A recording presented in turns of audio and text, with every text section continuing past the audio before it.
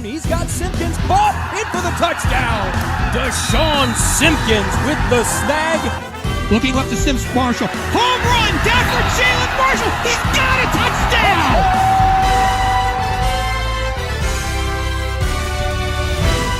Good evening from the Hawks Nest. I'm Geoff Kim. Kyle Decker to join you in just a moment. Lakota East a week ago fell to Mason 28-21 despite 2 rushing touchdowns from Josh Thornhill. Meanwhile, LaSalle got 297 total yards and a touchdown from Zach Branham, but fell to St. X 24-10. So as we bring in Kyle, let's talk about the defending state champs in Division II. The Lancers lost some great players to graduation, but Zach Branham, who may be the best quarterback in the state, is still there to run the offense. Absolutely. For those that aren't familiar with quarterback Zach Brannon, he's 5'10", 200-pound senior who led LaSalle as a junior to its 4th state title last year and has continued early on in this season to put up massive numbers with his feet and through the air during his illustrious career thus far. And meanwhile, the Thunderhawks were undone a week ago by a pair of turnovers that led to 14 points for Mason. If they're going to win tonight, their defense is going to need to apply some big-time pressure. Tonight, there's no doubt, Jeff, that the Thunderhawks are the underdog against this Lancer team. But to pull off the upset for the Thunderhawks, there's 3 stats they have to accomplish tonight. 1, +2 in the turnover column. Get the ball and don't turn it over. 2, time of possession over 30 minutes or over 60% of the time. Keep the ball away from the potent Lancer offense. 3, third down conversion over 50%. Make critical plays at the right time. As we're taking a look out on your screen right now, we're seeing the marching band for Lakota East, and we're just mere moments away from the start of this one. As we continue to talk through this as we await the nation's anthem, we mentioned Branham here in the open, but he might not even be the best player in his home backfield. That distinction might belong to Gi'Bran Payne, who burst onto the scene just a year ago, and LaSalle has included him now into the passing game, just make him much more difficult to defend.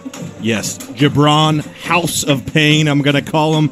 He is incredible, very highly touted, one of the best players in the country as a junior. He has, in 2 games, Jeff, he has a total of 5 TDs, 2 touchdowns rushing and 3 touchdowns receiving, so he is a threat on the ground, through the air. Gi'Bran Payne is going to be fun to watch tonight. If that isn't enough, having Zach Brannon and Gi'Bran Payne, I don't know what else is good enough. So I think Coach McLaughlin, talking to him this week, while there's so much talent, right, Zach Brannon does not have a Division I scholarship where 4 or 5 other of his teammates do, but he is the heart and soul, Coach McLaughlin said. And also, we're going to see a lot more of this week, players going both ways. He said Gi'Bran is going to be on not only as the running back, obviously, but also on the defense, Jeff. And really look forward to seeing Devontae Smith, the Alabama recruit, back in action as well. Oh, and I can't wait to talk about this. I don't know what you want to call them, the Fab Four, the Fantastic Four. And we'll talk about them, obviously, as they get out on the defense. But that defensive backfield, as you and I were talking throughout the week, they might be the best in the country. And with that, we await here for the playing of our nation's anthem.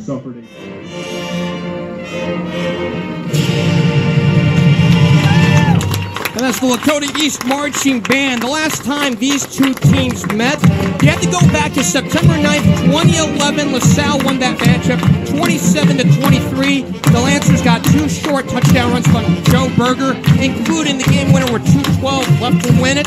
This is the 6th meeting between these 2 teams, and LaSalle leads the all-time series 5-0. So, well, if you want to come off the deck here, 0-2 on the season, partner, and then 0-5 in the series, well, you might as well start now. Absolutely. And think about this, Jeff. The triple option is one of the best ways to upset a team. As you know, or most people know, I shouldn't assume, but the triple options is a great way to control the ball. As I mentioned in the opening, of really having possession is going to be a huge point. Controlling the football, no turnovers, controlling the clock is going to be critical for Thunderhawks to upset the Lancers tonight. Absolutely, absolutely. Full slate of games here on Chatterbox Sports here for Week 3. Of course, we've got the feature game tonight, and we're lucky to see the defending Division II state champs in LaSalle here taking on East here at the Hawks Nest. Other games going on tonight, it'll be Kings at Middletown in a non-conference matchup, Mount Healthy at Harrison, Northwest at Edgewood, Princeton at Coleraine, Fairfield at Hamilton, Ross at Talawanda, and guess what? We have a game that we'll broadcast tomorrow night. It'll be a Saturday night special, if you will. It'll be CJ, Chaminade Julienne, in a GCL co-ed matchup with Baden. No worries, right? The Big Ten's not playing. Might as well watch us on Chatterbox Sports. So no Ohio State, but you got Baden coming on. So enjoy some Saturday football for sure. Absolutely. Right now, as we had mentioned, Lakota East comes in with a record of 0-2. They are bringing up the rear here in the conference. And as we look at them, right, you see Lakota West at the top. Mason, who you and I saw last week, they look awfully good. They're also sharing that top spot at 2-0, along with Princeton, who we saw in Week 1. Yeah, I mean, there's a lot of, I think the Week 3, we talked about the improvement from Week 1 to Week 2 a couple weeks ago.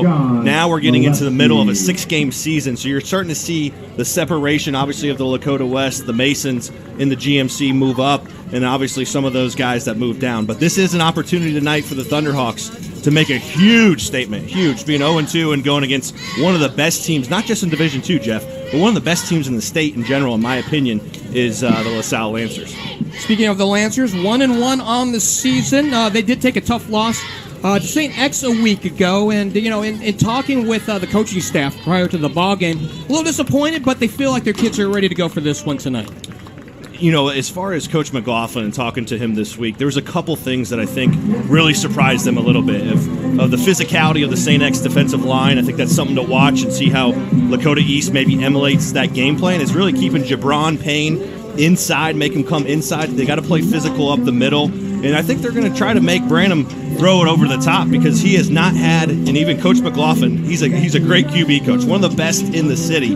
He said their efficiency in the air is not good enough. He expects an elite performance, especially out of a great player like Branham, and he thinks he can improve. So look for an air raid attack tonight, in my opinion, watching LaSalle over the top on the Lakota East defensive backfield. LaSalle's head coach, as you mentioned, Pat McLaughlin, in his 4th year, 28-11. Lakota East, their head coach is Rick Haynes in his 9th year with this program, 47-36. So it will be. It'll be a kickoff here on the right side of your screen for Lakota East. Trevor Hoffman will kick things away, and we expect to see the return, the deep men here for LaSalle, Gi'Bran Payne and maybe James Hardy as well. Now, they're scooted up a little bit out towards the 20, the 25-yard line right now. So, I don't know if they're expecting a short kickoff, as it looks like Payne's now starting to back up out to his own 20. I might just kick it out of bounds. I don't know if I'd kick it to number 3. The House of Payne, don't let them get off too soon. There is a thought of strategy on kickoffs, and be honest with you, that's a guy I would not want to touch the rock. So Payne averaging, get this, 28.3 yards per kickoff return this season. Looks like he has your speed out there. Let's get this broadcast started right. So waiting the kickoff from Hoffman from his own 40 on the near hash, and away we go. End over end, coming to the near side. Payne at the 8-yard line. Comes back up the middle. Looking for the 10 to the 15 to the 20. Has an alley to the 30, out to the 40, down to the sideline to the 45, and out to the 47-yard line. Maybe out of bounds might have been the way to go. I 100% agree. I think Coach Haynes will look at that and say, you know what, guys, let's pop kick it. Let's onside it. Let's do something outside of kick it to number 3. So we're just underway here for the LaSalle Lancers and their quarterback, a good one, Zach Branham, coming on out. He'll direct traffic here. 11:51 left to go here in this opening quarter as we get underway. Gi'Bran Payne's in the backfield with him. He'll open up at running back to give. No, the keeper for Branham into the secondary. He's got a first down and more across the 45 and down to the 43-yard line. So a first down on first down, a pickup of about 13. Payne's in the backfield with Branham. The wide receivers and the tight end, Ben Siebert, Devontae Smith, and Joe Marshall. Cole Schneeder is the tight end. The offensive line features Ryan Reynolds, Gavin Robbins, Austin Rack, Dalen Fisher, and Paul Haywood. So a nice pickup there on first down, and the quarterback throwing out to the far side, and it's complete out to the 40, to the 30, and down the sideline to the 25-yard line. Looks like number 80 on that play. Ben Siebert gets his first reception of the night. The defense here for Lakota East, five-man front, Jordell Smith, Nate Rosario, Kevin Corno, Caden Hibbert, and Jaden Palmore-Lett. Charlie Kenrich and Justin Katona are the linebackers, and we'll wait for this play to give you the defensive backs.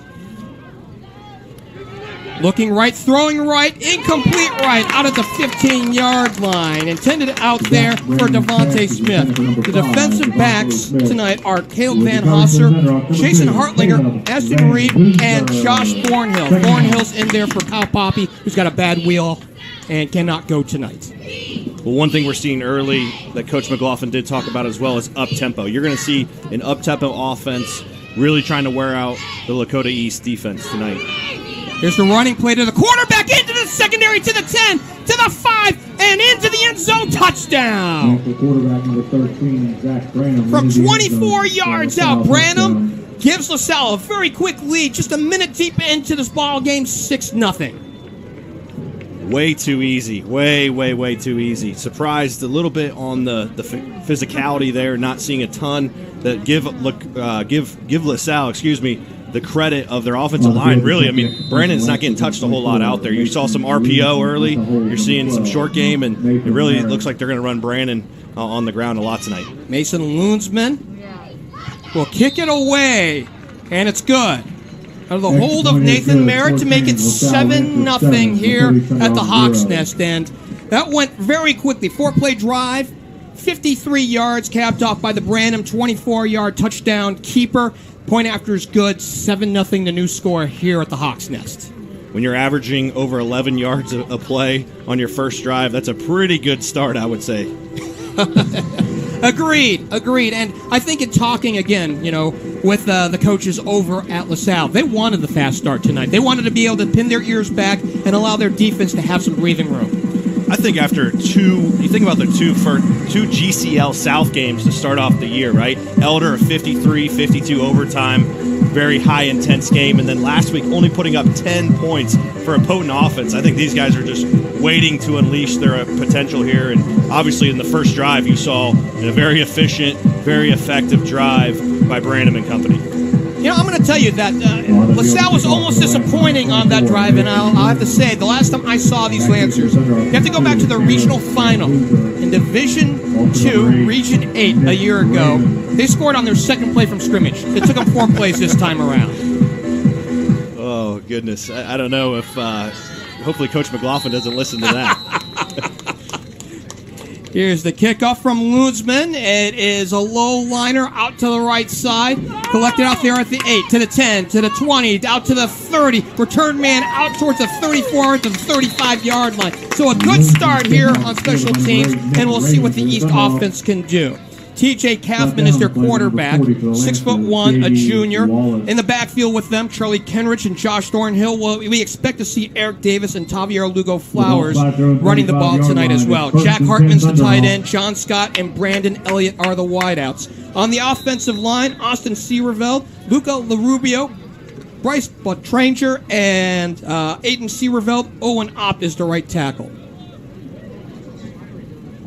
I'll give you the defense here in just a moment. And the give up the middle. Actually, it's the keeper by the quarterback off the left side and out to the 40-yard line. So a nice pickup there on first down. After a 5-yard pickup on the play, brought down by number 16, Diago. So the defense here for the Lancers. 3-man front, Aiden Seeger, Zaire Wills, and John Baker. Gi'Bran Payne, Will Hefner, J.J. Ruffin, and Jalen De Leon are the linebackers, and the defensive backs, all good ones. Aisa Arman, Devontae Smith, Jalen Johnson, and Jamar Hargrove Monday. Second down, and we'll call it 5 from the 40-yard line. And the give to Davis up the middle, and he got hit pretty hard. I mean, he came up the middle with a head full of steam, and Devontae Smith was the first man to go get him. You think he's happy to be back? Yes. Devontae Smith committed to Alabama coming up. He's been waiting. He only played 10 plays in the Elder game. So basically, they've been out with arguably their best player for 2 games, and he came up and put a hit on him. Woo! Those pads are cracking out there. Third, and we'll call it 2, a short 2. The line to gain is the 45-yard line with 9:36 left to go here in this opening quarter. 7-0 LaSalle. They stack the front, and now we got some motion. Penalty flag on the field. Something on 3rd and short you never want to see as a coach and really as a player as well. Now you go back to 3rd and 7 or 3rd and long, especially in a triple option where they're not throwing the ball as much. But something to note here is they saw it often and early there, the effectiveness of running behind the big left tackle, Austin Siereveld. I think I got it this week. He is a very much, he can move bodies, he's strong, he's athletic, and he's a D1 prospect coming up as well. 3rd and 7 from the 38. Bootleg left. Capman looking to throw. Down the field for Hartman. In and out of his hands. It was deflected away at the last second by Isa Jarman. Jarman committed to University of Cincinnati. Great ball tracking skills there. Hartman had an angle there, kind of running a post corner, and what a great corner route right there, and what a great play to get out there and bat the ball down. Saving a big third down conversion. Once again, I talked about ball control and converting on 3rd down, and that they didn't have any success there. Too early and often getting the LaSalle offense back on the field is not good for this Lakota East football team. And we got motion on the offense, so back them up another 5. And so far, penalties are an issue here because, you work from a 3rd and 2 situation out to 3rd and 7, right? And you do have to go to the air at this point. And now they couldn't go to the run where they were moving the ball in the first couple of plays. So 9:03 left to go in this opening quarter, 7-0. Charlie Kenrich to punt it away. And it's a end-over-end kick taken at the 32 by Payne. Stutters to the left, to the 35. Out to the 38-yard line, a return of about 6. So 34 yards on the punt, 6 on the return, and it's another opportunity on offense for LaSalle. So let me get this clear. If they don't score in 2 plays, Mr. Kim, are you disappointed here? Maybe a little. I think maybe it's just because of what I got the chance to see a year ago. That game was at Lakota West, and that was, of course, a regional final game, so, of course, it's at a neutral site. So maybe they just like the Lakotas. Here's Branham, the give. And they stack up the running back just about the line, maybe a yard on the play. Something to take note on the Lakota East defense. There's 2 safeties high there. Looks like maybe man underneath. And that's a great opportunity for LaSalle to run the football. A little bit something I thought they were going to try to make LaSalle throw through the air. Right now, the safeties are, 10 to 12 yards back and really, giving them an opportunity to run underneath. And here comes Payne, looking for the corner, cannot find it now, gets away out to the 50 and pushes forth. He's got the first down. So that little extra, right? I think in talking with, with the coaching staff, he's got the full package, speed and size and explosion. Yeah, his running back coach said he reminds him of Saquon Barkley. Those are familiar with the Penn State football player that went on to the Giants. Great player, one of the best running backs in the NFL. Pistol formation and the quarterback keeping off left side and now into the 40. And he has got a first down and more. Out to the 30, looking for the angle. To the 20, out to the 15 and down inside the red zone. Close to the 10-yard line. A big pickup there of nearly 35. Once again, reading the zone read there. He's watching the defensive end. If the defensive end turns his shoulders, comes down, he's going to pull it and replace where he is. And you can see him cutting across the grain a little bit there. And he's just got great vision. You can just tell. He just glides out there. Really, really an efficient runner. Twins to the near side. Branham on a long count. And gives Payne up the middle. Cuts back out to the 5. Close to a first down. Nice pickup on first down. Gi'Bran Payne.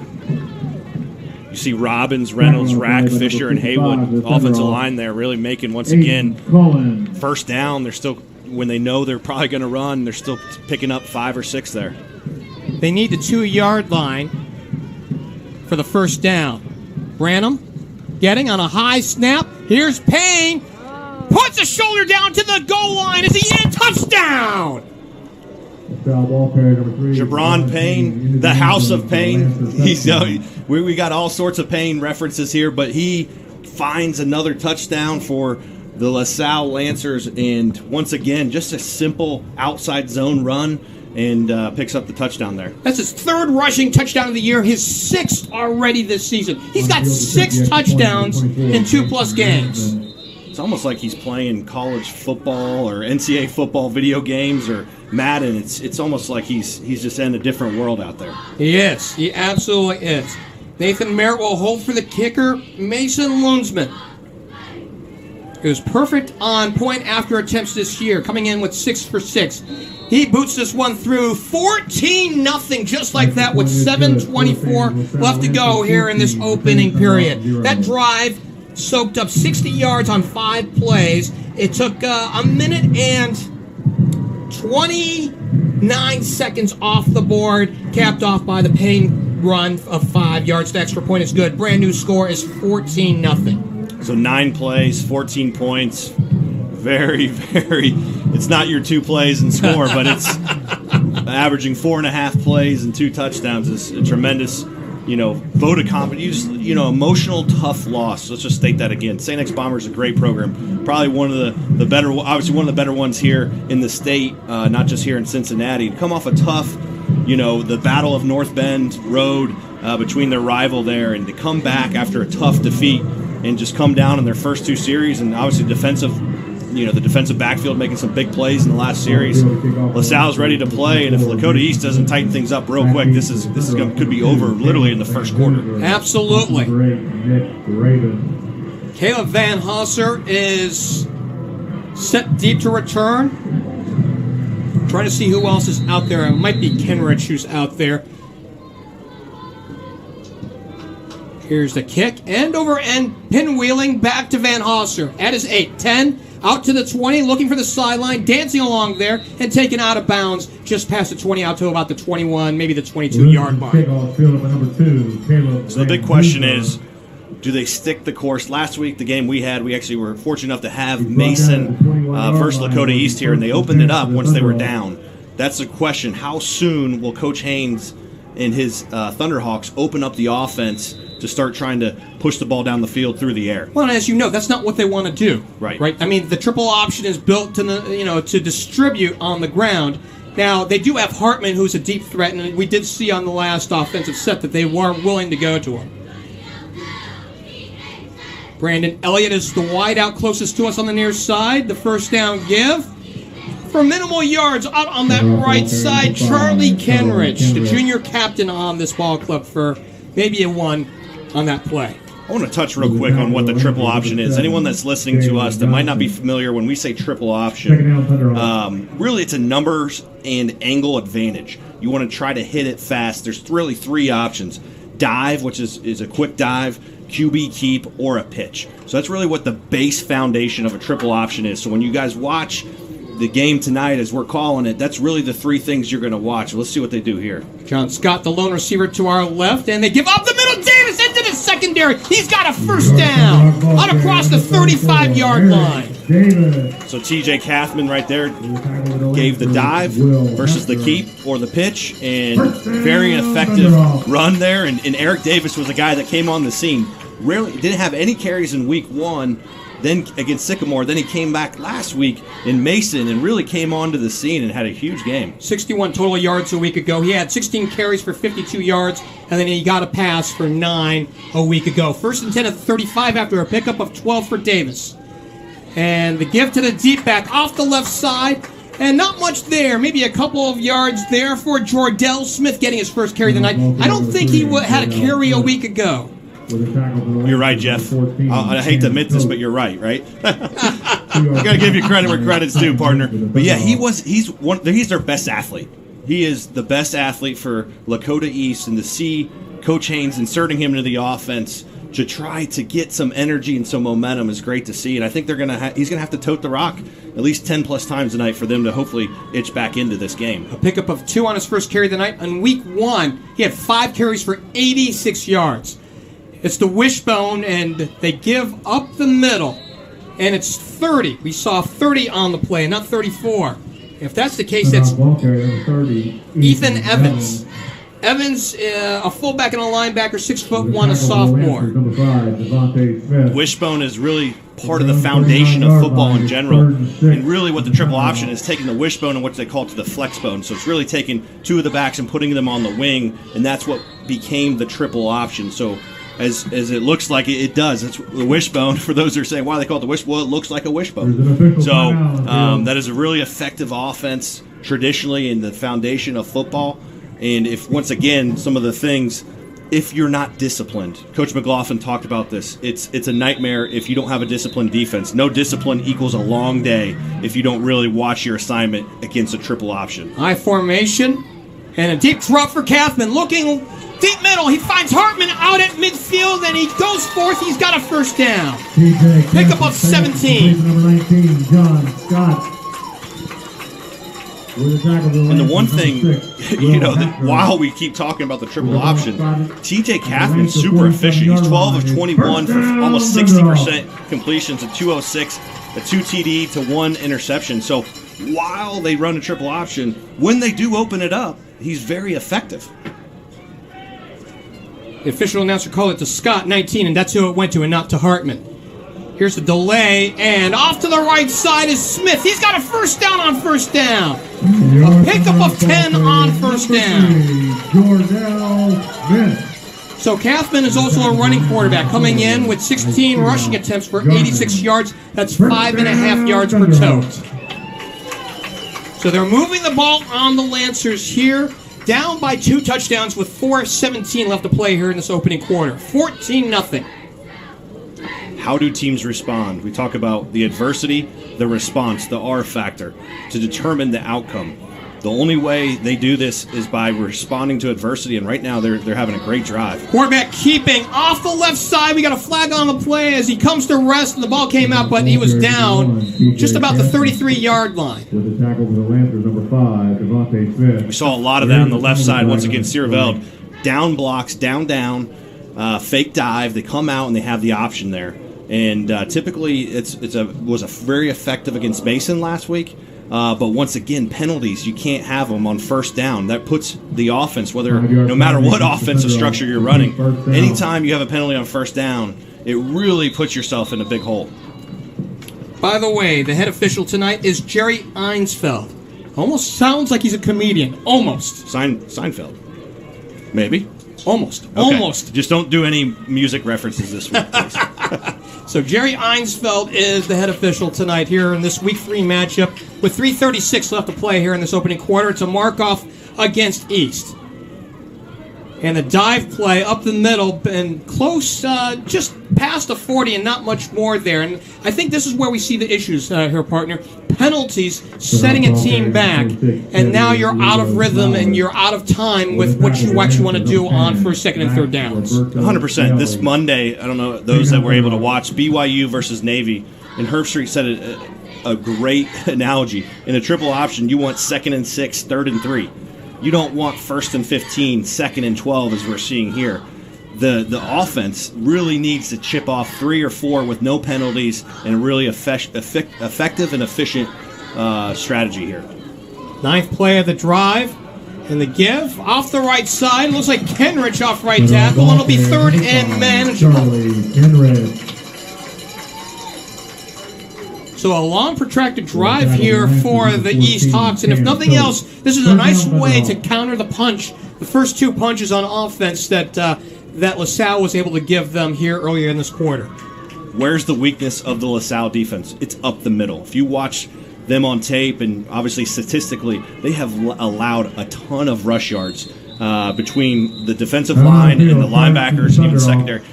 run defense has not been their specialty in the first 2 Ladies and games. gentlemen, this year, Timeout, charge to East. As we had mentioned, Jerry Einsfeld is the referee tonight. Jeff Buffler is the umpire. The linesman is Aaron Sigmund. The line judge is Matt Johnson, and the back judge is John Molesky. So we got that straightened out. 14-0 here. Scoring here got started very early. 4th play from scrimmage. Branham on the 24-yard keeper, and then that came just about a minute deep into this ball game, and then not that long after, with 7:24 left to go in the quarter, it was Payne with a 5-yard run. Extra points are good on both. 14-0 here so far in this contest. To go off the defense, statistically, they're averaging the first 2 games, Jeff, almost 200 yards allowed.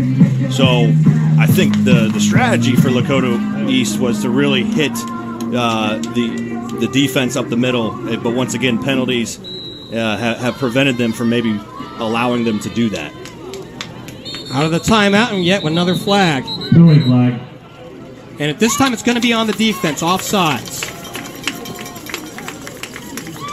And traditionally, LaSalle runs a 3-3 stack. So having the experience from the defensive backs, having 5 or 4 defensive backs back there, but you're starting to see Devontae Smith coming up in the box. So you're going to really see a pseudo 5-3 with 1 safety high, but you even see him creeping in the box. Really, once again, the premise is to stop the run. Third and 1 here, Jeff. I really look forward to LaSalle probably putting some pressure. I wouldn't be surprised if they bring some linebacker blitzes and maybe a safety coming off the edge. Well, knowing that you still go with the dive play if you're East. I would, especially if Charlie Kenrich looks like he's at the wing, but that's a guy, that's a bruiser. He's a physical player. He's a big kid. Wing T, quarterback keeping. Does he have the first down? They needed 25. So he does have the first down. So they dial up. They say, hey, we're not going to do dive/keep or option. We're just going to give it to TJ Kathman and say, hey, go get that 1 yard. Hit it real quick, and there's effective use right there. This drive has gone on for more than 5 minutes. This is the 11th play of the drive. Here's the wing T look, and the give off the wing. Here's the runner taking the corner, nowhere to go, and a great tackle out there. Up on that corner there. Thornhill on the run, and Devontae Smith knocked him out. He comes flying up. Once again, great job of extending the play. Thornhill couldn't get north and south. He kept going east and west, and eventually the speed of the Lancer secondary comes up in a great tackle by Smith. 1:18 left to play in this fast-moving first quarter. 14-0 Lancers. Twins to the far side, the top side on your screen. And now they go trips. I think they're just changing a spot, and Hartman will line up in a slot right.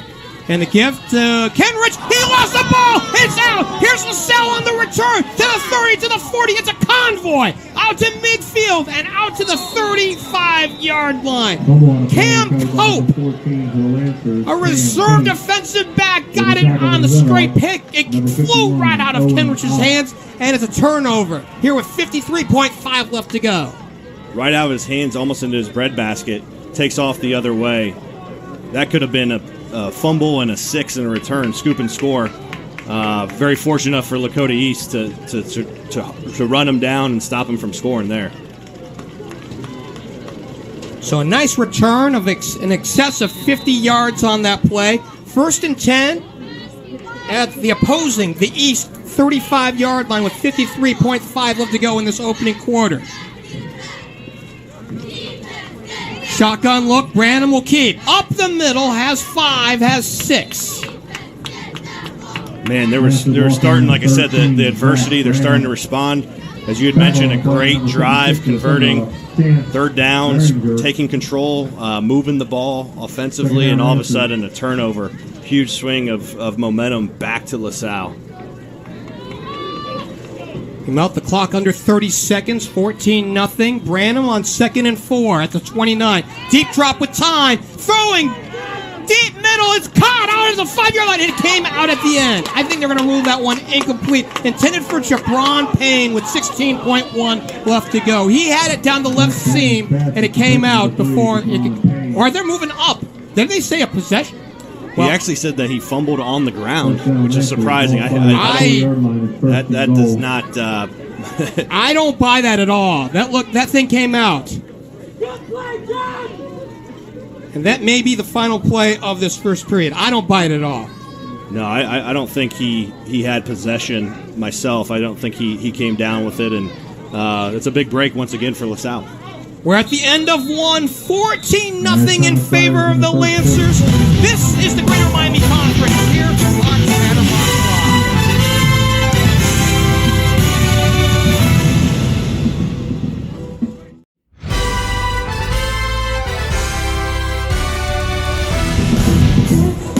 We're through the first 12 minutes of this one here at the Hawks Nest. 14-0 in favor of the Lancers. Along with Kyle Decker, I'm Geoff Kim. Glad to have you along for week number 3 of the high school football season. And they're going to call it 1st and goal, 1st and 4, on a pass that looked like it was clearly dropped by Gi'Bran Payne. I don't know. I got to tell you, if I'm the loyal fans here at Lakota East, I'm not happy with it at all. So they'll line up on the near hash mark, and the quarterback giving Payne up the middle. It's the House of Payne again, his second of the night. Back it up, back it in, let Payne in. I'm doing my best House of Payne impersonation, but once again, pretty much untouched. Great blocking up front, and he walks right in. 24, Mason Loonsman. So Loonsman is on for the kick, 20-0. Nathan Merritt. Tough break. Sorry, Jeff. Tough break for the Thunderhawks there. You know, a tough fumble, and then I think a really unfortunate penalty called, or a catch that shouldn't have been a catch, and sets up Gi'Bran for an easy touchdown. Point after is good. 21-0 on a 3-play drive that really shouldn't have been a 3-play drive. It went under a minute, about 57 seconds, capped off by the Payne 4-yard touchdown run. And if you weren't with us just a moment ago, it was what looked like an incomplete pass. I didn't buy the fumble for just a second, but the ball did come out afterwards, and it was recovered by LaSalle, apparently, and that's where you get your 1st and goal. You can't give a great team another opportunity.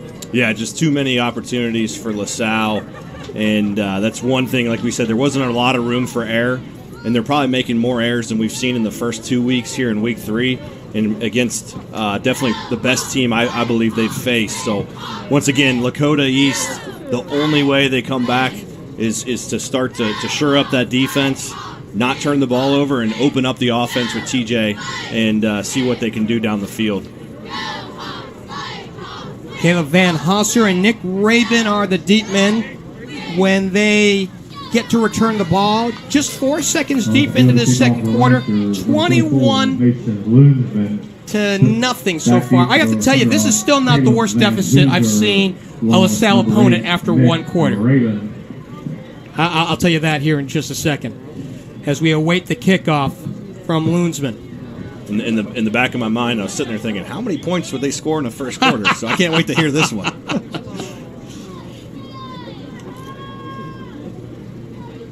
So Loon's been waiting as we go left to right on the return, expected for East.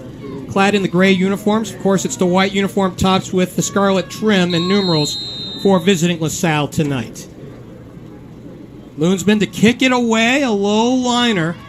Taken at the 8-yard line. Return man to the 10. Off the left side, 20, 25, out to the 30 and out of bounds out there. Van Hosser with a nice return, 1st and 10. So the last time I saw LaSalle was the regional final game against Harrison last November. And they had a 24-0 lead after one period in that game. That one included a 48-yard field goal to end the quarter by Jake Siebert, who has since gone to Ohio State. Maybe, Jeff, you're the good luck charm for Lancer Nation. They might be calling Chatterbox and saying we want Geoff Kim on every single game moving forward. So we'll see. We'll see what Coach McLaughlin and the Lancers have on defense here. You know, it's funny. While I do think Coach McLaughlin is a methodical guy, I don't think he's particularly superstitious. Yeah, he's just super impressed. I've known Coach McLaughlin for a while, and he starting with Moeller, with Bob Crable, legendary from Notre Dame, great coach at Moeller High School, starting there, and then really going out on his own, seeing him at Princeton, and then on into here in LaSalle. He's had a great career so far, and the best is ahead, I think, for Coach. Give goes to the fullback. Will Hefner. Correction, number 26. So Josh Shaw. 26 is Tavier Lugo. Flowers getting his first carry of the night at the fullback spot. Coach was really worried earlier in the week. Do you think his blood pressure, he might be up 21-0, maybe feeling a little bit less pressure? I think he might be feeling a little bit better about the situation this week. Twins to the near side, and the give on the reverse, and nothing doing. Great job by that front line of LaSalle to hold them to minimal gain. And it will be third down again coming up. And this is what you can't have. You had a long drive the last time before the fumble and the exchange of possession. Here you can't have a 3-and-out. Otherwise, you're really in trouble with LaSalle the way they've been able to run the ball at will. I honestly think, Geoff, if they don't get it here, it's third and short, but if they don't get it here, this might be a time where you say, you know what, hey, we're going to try to stay in the game and go, even though they're on their side of the field, they might go for it. It's Hartman and Kenrich flanked out to the right side. Third and short. Quarterback keeping. He is met at the line. He should push forward for the first down. He needed 2. He got 3 on the play. So Smith yet with another tackle. And again, this might be a good time to talk about that fantastic 4 they have in that defensive backfield. All 4 starters are going to Division I schools, and some very prominent ones. We talked earlier this week. Name me one secondary in the country that's better than these guys, at least on paper, and I think in person as well. I mean, we were talking about Jalen Johnson, Ohio State, Devontae Smith, Alabama, Issa Jarman, Cincinnati, and Jamar Hargrove Mundy to Miami. Are you kidding me? That is incredible. We give to the running back and into the secondary. He cuts to the middle, out to the 40. It's a foot race down to the 30, inside the 30, out to the 27-yard line. Jordell Smith needed one more step to get away for 6.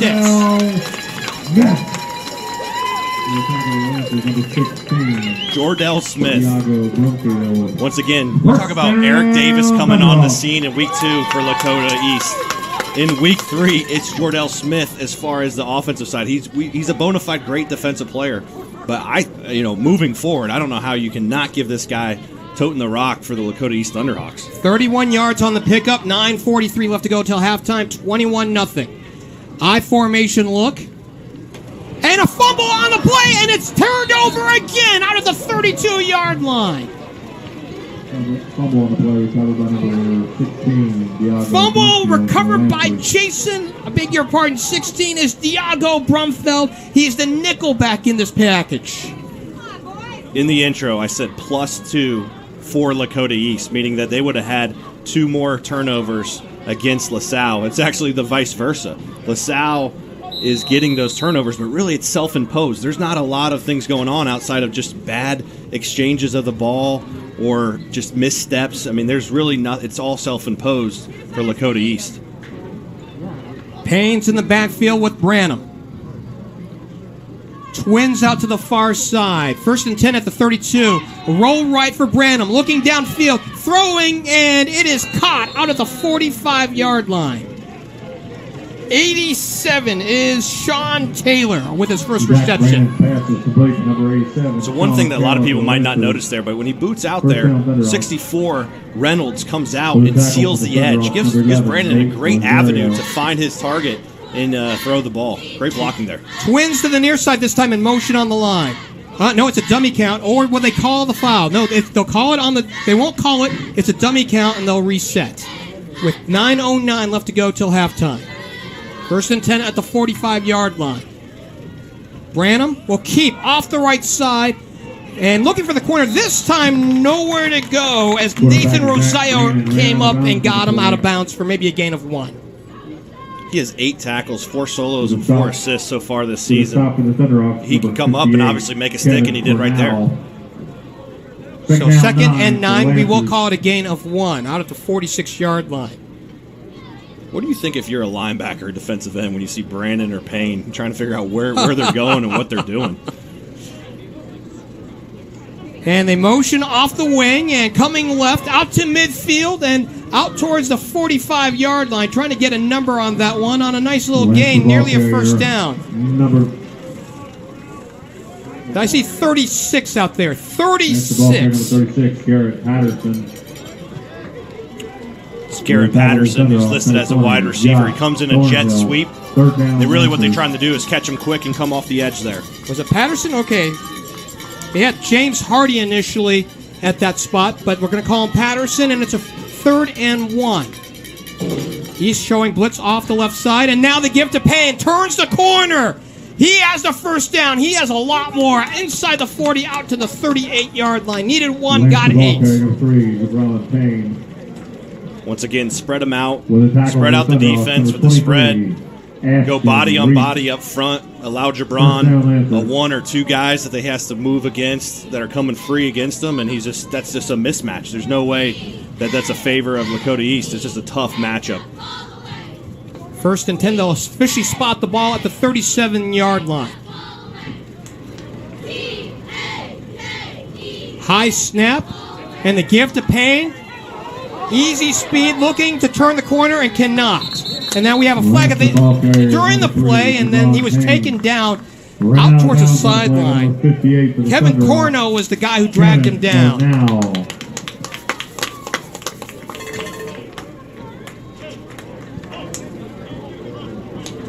Are you a little surprised? I don't know if I'm surprised, but are you a little surprised that we haven't seen LaSalle throw the ball a little bit more?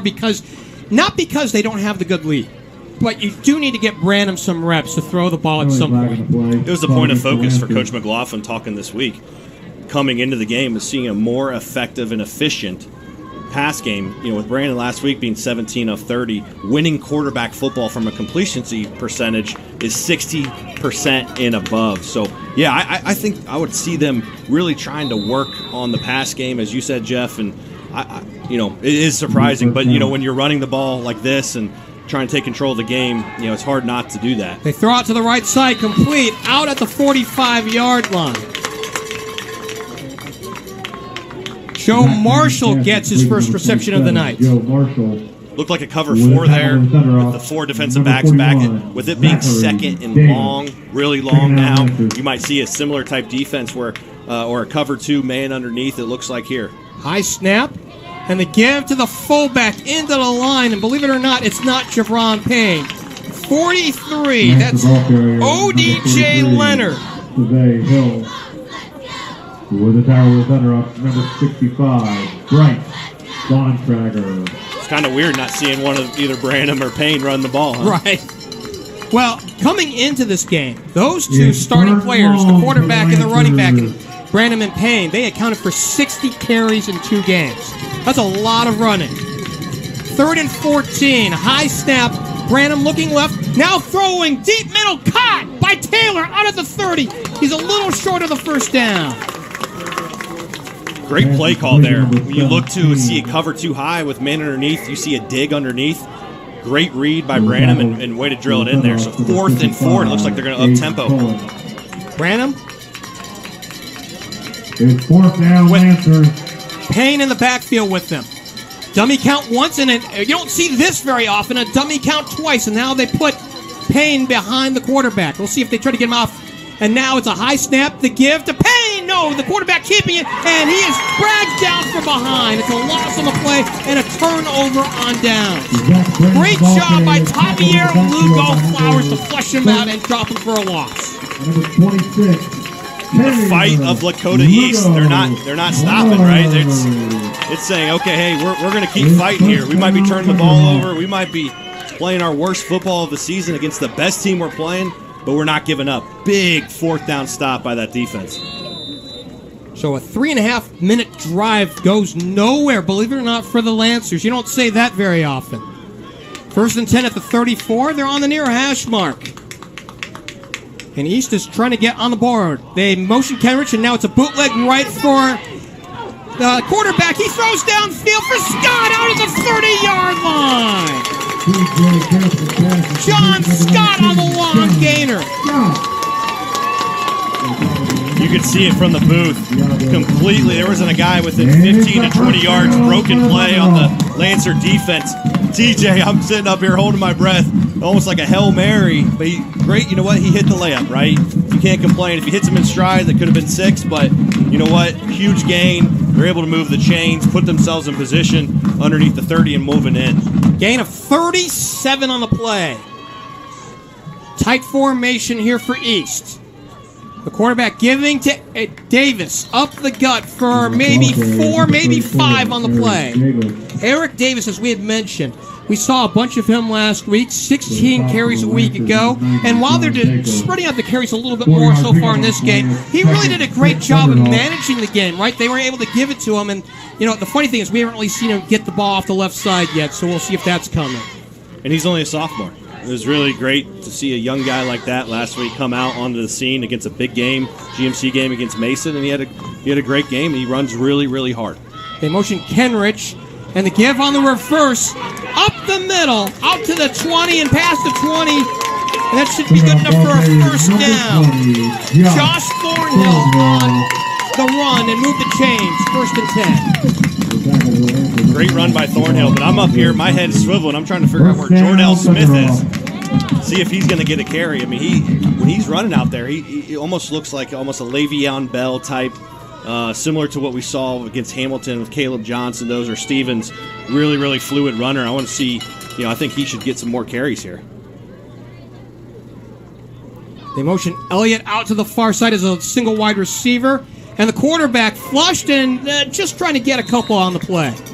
I don't think, whatever it was blown up in the backfield, and he was good enough just to get some yardage on that one. That was huge. Last week, the disruptiveness of Mason to stop the Lakota East started right up front. Paul Rodriguez, who was going to Kentucky, and Big Joe Reed. There are 300-plus pound guys that were able to get up front against the center and the 2 guards. And when you blow up those guys, you can't really get your guards in and around, and that really prevents that quick penetration. As I said, it's all about quick angles in direction to hit fast. And when you take that away, especially on first down, puts, once again, 2nd and long, 3rd and long, and it's just really hard to convert from there. Missed exchange, and I think they'll keep it. They might have even gained a yard on the play. P.J. Casson brought that in the backfield. I don't know. I don't know what to make of that play other than the fact that it just looked awkward from the very beginning. Correction, there was a timeout on the play. So timeout. Oh, okay. Well, maybe that's the reason why. So we have a timeout here. Both sides have gotten a timeout so far. 21-0 in favor of the Lancers. Along with Kyle Decker, I'm Geoff Kim. Thanks for joining us here in Week 3 of the high school football season. And we get the pleasure of staying in the GMC, staying with Lakota East here at the Hawks Nest. We were here a week ago, and what a difference a week makes, because if you think back, partner, to a week ago, the sun was directly in our eyes for about the first 2 quarters. I don't know about you, but I was seeing stars all the way into the middle of the 3rd. I mean, we were talking about Elton John and Blinded by the Light. We had every analogy to try to help us buy some time to see what was going on in the field. Much different, and actually, something to mention, the energy tonight. I don't know if there's more people inside the stadium, but you can definitely feel a different vibe tonight, even on the LaSalle side. A lot more energy. Seems like a lot more people here tonight. Hartman lines up as a receiver. The tight end goes out widest to the left. Short I formation. Quarterback rolling right, throwing right, and complete right. Touchdown! Touchdown to Brandon Elliott from 15 yards out, and East is on the board. TJ Kathman with a big pass there. Boots out to his right, drag across. And that's hard to catch up on, especially when they're dragging across the field. And you got an athletic quarterback getting outside of the pocket. Comes downhill, uses his shoulder, points right at the target, delivers a nice ball for a 6. Touchdown reservations here in Liberty Township. Here's Trevor Hoffman awaiting the point after attempt. They come back and win this game. He could probably eat anywhere around this neighborhood tonight. Out of the hold of Nick Rabin. Good snap. The kick is up and through. With 3:38 left to play until halftime, the Thunderhawks are on the board on a 15-yard touchdown reception to Brandon Elliott. Point after is good. Brand new score, 21-7 on a drive that goes just over 2.5 minutes. And it's on 6 plays, and it goes 66 yards. So they really moved the ball incredibly well here late in these late minutes. Once again, Jeff, in this first half, LaSalle's not stopping them outside of one possession. Lakota East is stopping themselves. So if they could just prevent, penalties and turnovers, they're moving the ball at will, right? And that's what we saw against the LaSalle defense. They might have all the commits and all the talent in the world, but if they're not playing, efficient and assignment football, and there's a lot of open, broken plays there in the secondary or in the linebackers with stuff dragging across or when they're booting out, maybe they're keen on the run there, right? They're keen on the assignment or maybe trying to put some pressure, but the play action or the boot outs seem to be open for Lakota East. By the way, that's the first touchdown of the year for Elliott, the third touchdown pass for the quarterback, T.J. Kathman. Back deep to the left of number 3. So this one got a little bit more interesting. Turnovers have been an issue in this ballgame, and so have flags, so have penalties. And I don't know if you can call this early season. Now, typically in a 10-game regular season, it's still kind of early, right? You're almost a quarter of the way through the season. You really can't make that statement here in a 6-game, quote-unquote, regular season this year. But that's what 2020 is. 2020 is Game 3 having senior night here at Lakota East Stadium. Those that didn't see that pregame, it was senior night here for the Thunderhawks, and it's just a different beast here, 2020 for sure. Taken by one of the upmen at the 42-yard line. I got to tell you, if looking at this, Nathan Merritt on the dead bounce on a one-hopper. You and I talked a little bit about baseball prior to this ballgame. That young man could have played second base or shortstop on that one. Looked like Barry Larkin out there. A one-hop pick right into his belly. That's a tough. Maybe it was like, look what I found. I don't know. Either way, what a great pickup by the youngster in big time. That could have sprayed off of him, and that would have been a huge turnover heading the other way if he doesn't do that. They go trips to the left side, and the give to Payne off the left tackle, and maybe a yard. Javier Lugo Flowers was in there to clean it up for Lakota East. Tackling machine, Justin Katona. If I said that right, you can correct me, partner, but 6-foot senior linebacker. The guy's a tackling machine out there. We'll call it a pickup of 1, so 2nd and 9. Branham calling for the ball. He gets it. Looking left, throwing left, and it's incomplete. Out of the 50-yard line, intended for Taylor. He looked like he had it as he was going to the sideline, and he got bumped pretty well by Ashton Reed. A little bit of LaSalle defense on Lakota's side, meaning 3-3 stack there, and corners are coming up and hitting and trying to dislodge the ball. Taylor could have bring it in. Good play on the defense there. You see Merritt in a slot inside of Taylor to the right. Trips to the far side, a single to the near side. Branham on the deep drop, he'll throw on 3rd down. Now looking, throws back to the left. It's Payne at the 40. Now he jukes inside, looking for a block, and he gets one. He is sprung out to the 45, and he cannot go much further than that, and it'll be 3 and out. Feel the energy, Jeff. Feel the energy. Lakota East is waking up here in Liberty Township.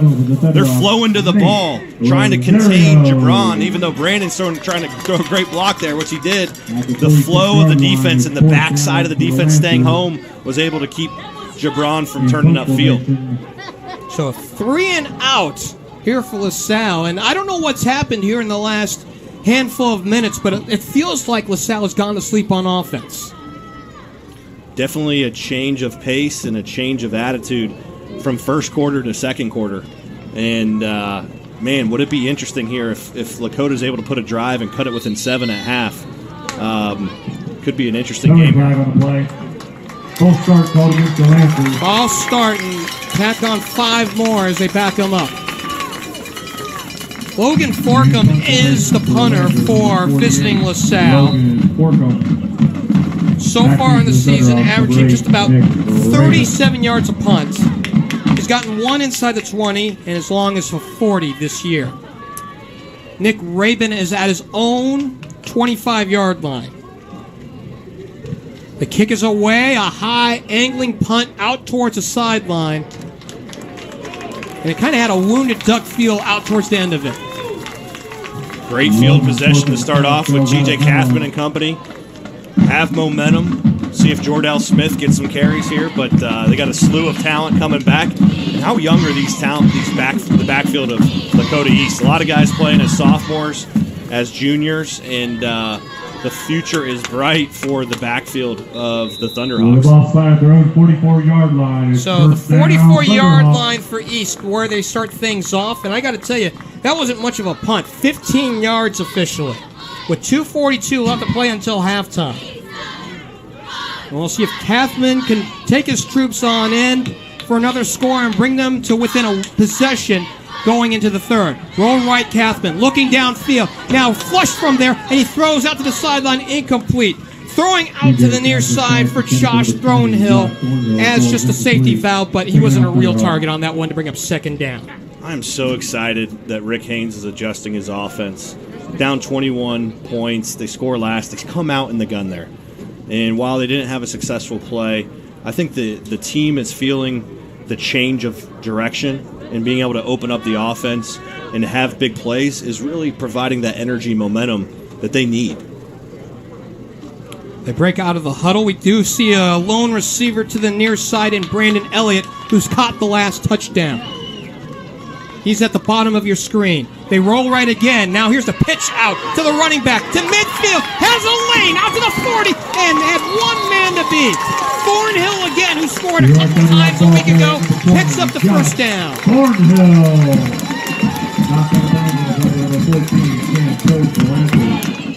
First down, Thunderhawks. Not the dive, not the keep, but the pitch there on the outside. Gets into the perimeter. Had a lot of room to run, and big gain for the East Hawks. Pickup of 22 on the play with 2:28 frozen on the clock. First and 10 at the 34-yard line of LaSalle. They'll send Hartman out as a receiver to the left and put Kenrich out there in a slot inside of him. Looks like Thornhill out on the flex.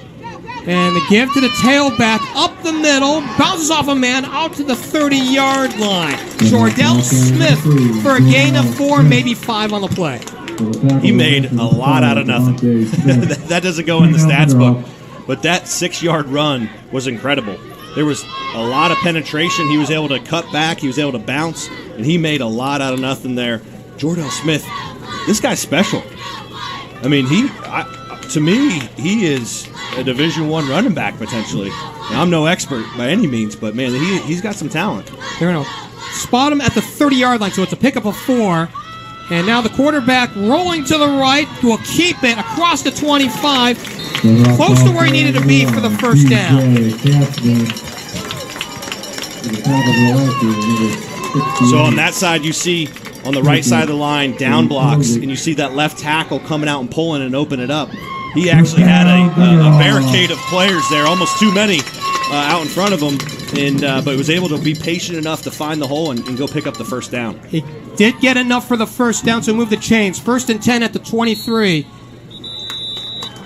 We have another conversation, another timeout. Charge to the Thunderhawks. They have 1 left here in this half. Along with Kyle Decker, I'm Geoff Kim. Thanks for joining us here for the GMC. Week 3 here on Chatterbox Live. Our feature game of the week, 21-7 in favor of the Division II state champions, the LaSalle Lancers, in a non-conference tilt. You got to love the fight. After the first quarter, I was thinking that there was going to be a running clock type game. Not saying it couldn't get in that direction, but right now, Lakota East is knocking on the door of being back in this game, heading into a second half where they have a ton of momentum. In high school football, momentum is a fickle thing. Once it starts to turn and they start to believe, anything can happen on a Friday night. Absolutely. Well, you don't give anybody hope, and right, I think, we saw this, I believe, a week ago. It was the Carroll game up north, up in Dayton, where they went to a final play and won it in the last second. Twins to the far side. Kathman under center. I formation behind him. The give to the fullback. Davis exploding into the secondary, out towards the 15-yard line. Pickup of 7. Those, to Jeff, to your point, those that didn't see the CJ, Chaminade Julian Eagles, first that game was incredible. Go Google it. Go YouTube. It's one of the craziest high school finals out there. There you go, quick quarterback keeping off the right side. He has the first down. Out to about the 12-yard line. On a first down, the clock stops, so right now they have a timeout with 1:04. So they have some time here, but they still have to be conscious of the time management to keep the ball moving. So East has owned the second period as we melt the clock under a minute. Trips to the far side. Kathman in the gun. He's looking to throw deep middle. Out at the 2, out at the 1. Is he in? Touchdown!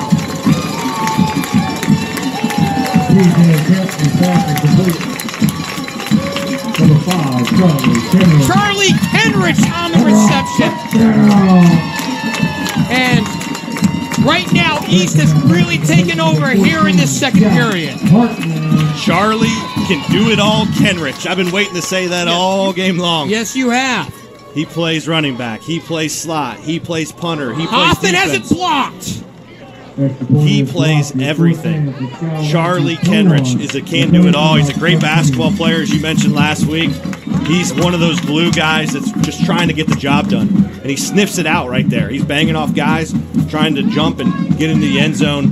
And that's a big, big touchdown while they missed the extra point there. So now they're only down 8 points. But still, if you're Coach Haynes and the Thunderhawks, you got to be elated that you're within 8 points heading into the halftime. Kenrich had a couple receptions coming into this ball game. That's his first of the night. I believe it's his first of the night. It's the first touchdown of the night, first touchdown of the season receiving. And give Kathman yet another one here. And the point after no good. And with 42.3 left to go here in this one.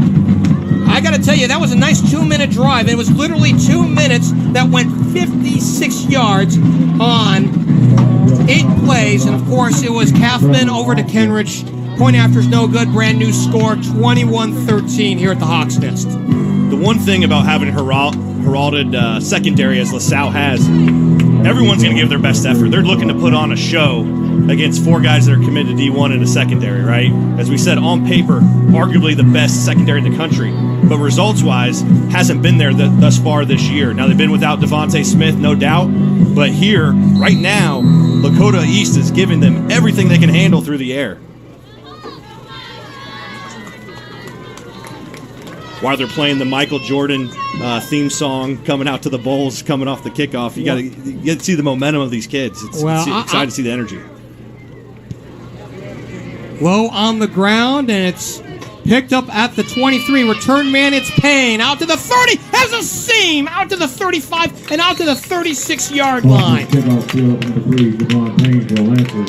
So I have to ask you, because you did open the door and talk about music, do you know, A, the name of that song, and 2, who performed it? Oh, man, I just see Michael Jordan coming out high-fiving Scottie Pippen. But, man, once again, bring it on to me. Tell me what it is. So as we await here to get play in action, as they spot the ball officially at the 38-yard line. We'll tell you after this next play. Twins to the near side. They bring another receiver out, and they make it trips left. So trips to the left. Branham waiting for it. On first down. He'll throw on first down. And it is caught out at the 48-yard line. Well, they call it a catch. He was the receiver dancing along the sideline there. That was 86. Cole Schneider. We were talking about him with the coaches in the pregame. A hell of a tight end prospect. He gets his first of the night. Huge upside. An underclassman that's coming on strong. Once again, they have weapons galore, and that's another one. 1st and 10 on a pickup of 13. Deep drop for Branham with time. And now he runs out of time. He's flushed, and he will roll right. He'll throw, and it is, I believe, caught out at the 35-yard line, and they're moving to the line very fast. Schneider again. What a grab. Rolling out Brandon to his right. Finds him cutting across. Tiptoes on the sideline. Great grab. Under 20 seconds left to go. I'm surprised you don't call for the timeout. They throw out to the sideline and incomplete this time. So while we have a second, I'll tell you who it is. So the band that did that song, and it's called Sirius, as in XM Sirius, or so it's pronounced the same way, spelled the same way. Sirius. It's by the Alan Parsons Project, and I'll give you one more nugget on that since we have a moment. That song was the lead-in to the number 3 song that they put in 1983 called Eye in the Sky. 2nd and 10. Branham back to pass, throwing deep middle, and it is caught out of the 15. Was that Schneider again? 3 throws, 3 catches. Schneider again. It's something to take when you're in prevent, cover 4, dropping back. That's what you run. You want to run what we would call at Miami a Viking route, or really just multiple verticals, and we call it a bender. So he goes straight, he bends across where the safety is vacated, and if you're Brandon, you're just putting in a hole shot. Pitch and catch to those guys. 8.9 seconds left to go, 21-13. We got a timeout on the field. Timeouts are equal at 1, and we're hearing a little strains of Sirius here at this point. And something to take note, special teams once again comes into play, right? That kickoff really affected the field position, giving Brandon and company an opportunity to knock on the doorstep. And they have a great kicker, so if they don't come away with 6 here, they can come away with 3. 5th play of the drive, 1st and 10 at the 15 with 8.9 to go here until halftime. Another thing to take note, Payne is in the slot. Last time he was in the slot, he ran a vertical and they connected on a touchdown. They go 5 wide. Branham looking right, throwing right, and it is caught inside the 10-yard line with 3.9 to go. Or did they wave it off? Zach Graham's pass is complete. Looks like there's some jawing over there. I see a flag come out late. Personal foul, probably one way or another. Hard to tell from up here. 3.9 seconds. It's an incomplete pass. Throwing flag on the play. Or is it? See, this is what we get for having that play be on the far side of the field.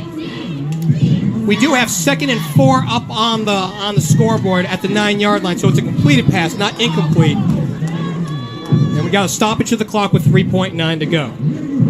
And it's a foul against the home team.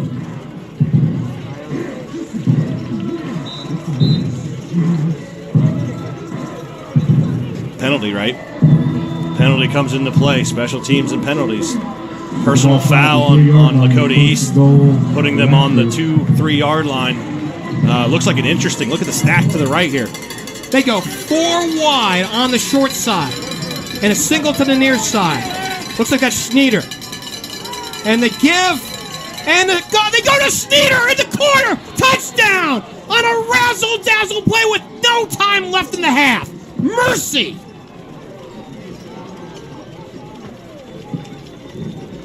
I'm up here holding my head. Mercy it is.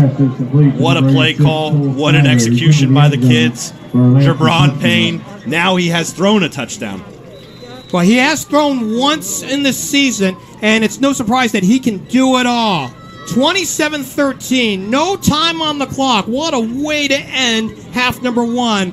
And we'll see if the point after is good as well. She is up and she is through, and that's how we write the first 24 minutes of this game. A razzle-dazzle play to end half number 1, and I'm going to say it again, partner, mercy. Mercy, mercy, mercy. The House of Payne comes at the beginning and it comes at the end of half there. Run a jet sweep right there, put him in motion, sweep him out, and he throws for a touchdown. Catches them off guard. Great play call, great execution. 28-13 heading into the half. But Lakota East has life. This could be an interesting second half.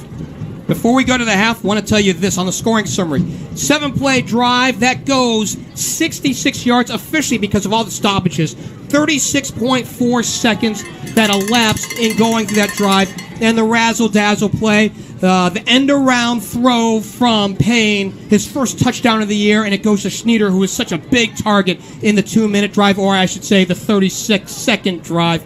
Point after is good. Brand new score at halftime, 28-13. I think we're due for a break. We're due for a break. We can't wait for this one. We'll recap the first half and look ahead to half number 2. This is the GMC here on Chatterbox Live.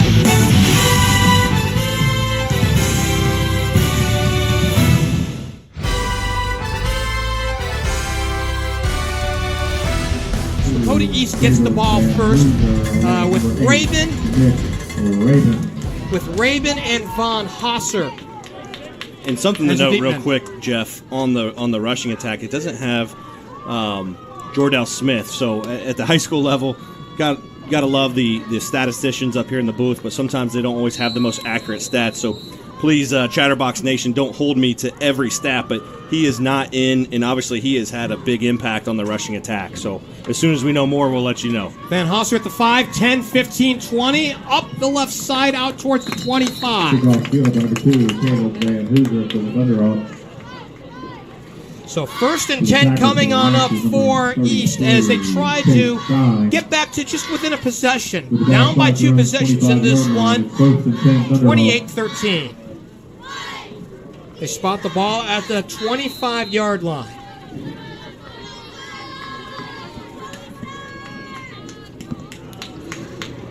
Set up on the far hash mark. Tight formation, of course. You come to expect that with the running attack here of Lakota East. They motion a man to the right, and now they give up to the right side, trying to play back into the middle field, maybe for 4 yards here on one of the up men. So Davis gets 4 on the play to bring up 2nd down. Something to take note that Coach McLaughlin talked about during the week is getting some of the health back on defense. Obviously, Devontae Smith was out due to the 2 penalties against Elder, so he was back. Max Bailey, who we haven't called his name necessarily tonight, but he's back. And then some of the other guys he had mentioned that were maybe banged up seem to be recovering in full back. So we'll see how that holds up here in the second half. 2nd and 6. They motion Kenrich, and they go off the right side, pushing for the first down. Pretty close to where they needed to be. So Kathman on the keeper, darn near 6. And we'll see if they move the chains. They will. He got all 6 yards that he needed. First down, Thunderhawks. Great down blocks by the offensive line, playing physical football, uprooting the defensive line, and able to push behind that surge and converts for a first down. 1st and 10, spot the ball at the 35 as they come back to the middle of the field. Just a minute gone by here in this third. 28-13. And the quarterback throwing on a bootleg left, and it's caught. Davis out on 1st down, gets 1st down yardage on the reception. Something I love in football is drags or crossers.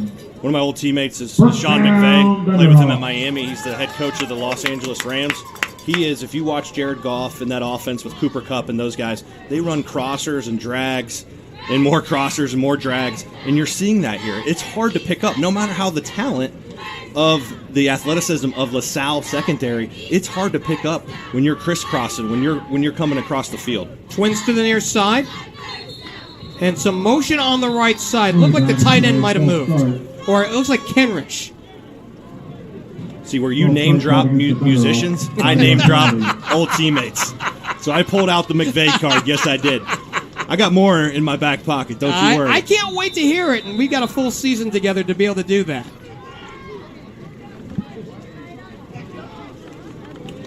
We talked a lot throughout the first couple of weeks. X's and O's, Jimmy's and Joe's, right? So the players and the coaches, when they're both in synergy, right? When that game plan of putting your players in the best position to be successful and having TJ Kathman and Eric Davis and those guys convert. They motion Thornhill coming right, looking for the corner, and he does not have it. Maybe a gain of 1. Really a great job. Who was the first one in there? Looked like 7, and that's Jalen Johnson, who's headed to Ohio State. He's a Buckeye for a reason, right? Coming downhill. Great read on the option there with the pitch, and comes and meets him. And once again, first down, a loss on first down is significant in your attempt to stop a drive. Got some help from Diago Brumfeld. 2nd and 13 out of the 43-yard line.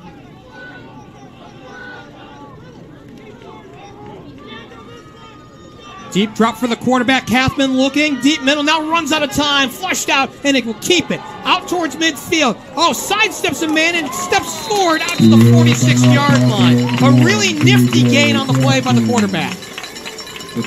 Anything you can do, I can do better. TJ Kathman says, hey, Brandon, you do that, I do this. He's out here balling, saying, hey, who is the best quarterback? We said Brandon's the best quarterback in the state of Ohio, potentially. TJ Kathman says, hey, I want to compete at that level, too.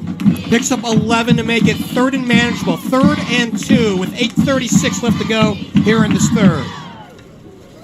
Long huddle. Davis will stay in the backfield, it appears, here in this formation. Now he'll go off and slot himself over to the left. And the give, it goes to Kenrich, close to where he needed to be for the first down. And Johnson was among the first to get in there. And I got to tell you, that's so impressive. When you see a running back, attack the middle, and it's a safety that's the first one to get there. Yeah, they're coming on a safety blitz. It looked like they're meeting. What a great meeting that is. Big Charlie Kenrich versus Jalen Johnson.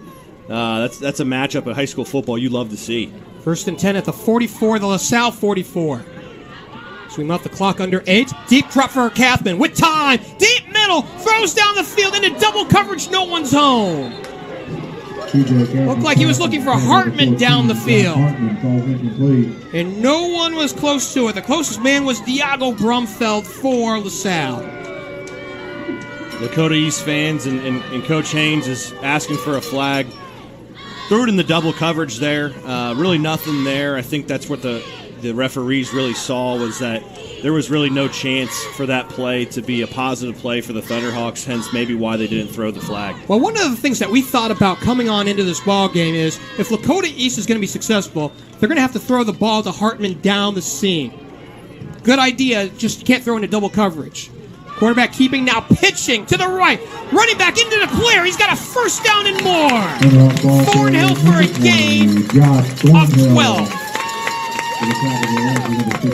Thornhill with a great run. And you talk about the little things that matter. Look on the perimeter there. He just got potentially pass interference. Didn't go his way. And he's out there. Hartman's out there blocking. Great block to spring Thornhill to that first down. Very underrated piece of football, especially in the triple option. Get boring stock blocking on the outside and to stick with your man, especially against a talented secondary. Give Hartman credit for a great effort. Short wing T, they motion Kenrich, and now the reverse give. Is it Thornhill again? No, it's 3.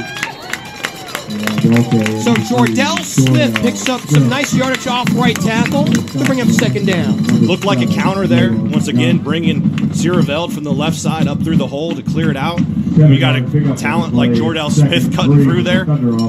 He's just very gifted. I mean, he's following a big guy. Yes, he is. Ziereveld's going to be a big-time prospect, but great cuts there. That's a pickup of 7 on the play. Quarterback keeping. He's got the first down, pushing his way to the 20 before he's pushed back. Brumfeld was there, and it looked like 5. 5 is Devontae Smith. Bold statement of the second half. They don't have penalties. They don't have turnovers. They're going to convert. If they have 5 possessions, they're going to score 4 times. I know that is extremely bold, but if they don't have turnovers, they don't have penalties, I don't see right now how they're going to be stopped. 1st and 10. They're in the red zone right at the 20-yard line with 6:30 left to go here in this third. Ball control has been the name of the game here so far for East. And the quarterback keeping off the right side, down past the 15, out near the 10-yard line, awfully close to another first down. They often say the game is won up front. Give the Hogs, the big boys up front, some credit. They are winning significantly. Huge holes right there. So getting into the secondary as the talented running backs and causing havoc. Issa Jarmon gets the tackle, and they're going to give him the first down. So 1st and goal at the 10-yard line. I would stay the course. I would stay run, maybe do a counter, and continue on here. In motion, Kenrich, now the quarterback keeping up the middle of the field, right into the pile, and minimal gain. maybe one on the play. Something we've seen here in second and medium. While I said run, the boot action has been really against Mason, and already early on and now into the third quarter of this game has been really effective. So maybe a potential boot here in the next down or two. This is the 14th play of the drive. We have melted more than half the clock here in this third. They might get to my desired 30-minute mark right now. They flex Thornhill, and they fake the pitch to him, and now the quarterback throwing to the right, incomplete, out at the 5-yard line. And now the receiver down after he got hit, and Davis coming up a little slowly with some help. He was knocked down there by Cam Cope. Ball's incomplete. Third down. There it is. He reverses out. He fake pitches. He turns around, tried to drum it off in the flat to Davis. Just wasn't there. Cornerback come flying in. Big hit to dislodge the ball, and now they're in a very peculiar situation of 3rd and 9. 15th play of the drive. You know, at this point, you know, without a rooting interest, right? You have to root for East to punch it in only because they've really melted the clock so well. I formation, deep drop for the quarterback, flushed and breaks the tackle, and now is dropped at the 20-yard line. Brumfeld was the first to come in out of a safety spot, and then he was dropped after some help. I've been waiting to say this guy's name all day long. Max Bailey. Max Roberto Bailey, that is. Big, comes in free from the linebacker position and has a big sack on 3rd and long. And now, 4th and 18, what do? You're kind of in no man's land from a field goal perspective. It looks like they're going to go for it. They're going to go on 4th down with 4:44 left to go. Deep drop for the quarterback. Kathman runs out of time, rolls to the right, and he'll be dropped at the 40-yard line. Quarterback T.J. Kathman brought down in the backfield. The tackle for the Lancers, number 29. That's a deep breath for the LaSalle Lancer Nation as far as defense, and as far as the Lakota East. Lots of oohs and ahs on both sides of the fence there as far as big loss. You're down trying to punch it in close to the 10-yard line, and now you end up on the 40 with Brandon and Payne coming right back down the field. So I don't know if Max Roberto Bailey gets credit for the tackle for loss, but he was in on the play. 1st and 10 at the 38-yard line. And here comes LaSalle. Branham gets the ball, gives Payne, turning the corner into the secondary and down to the sideline. Looks like a first down gain on 1st down. Now, not converting a 4th down is almost like having a turnover. Getting down that close and not getting any points out of that situation. Like you said, 15-plus plays and they come up empty.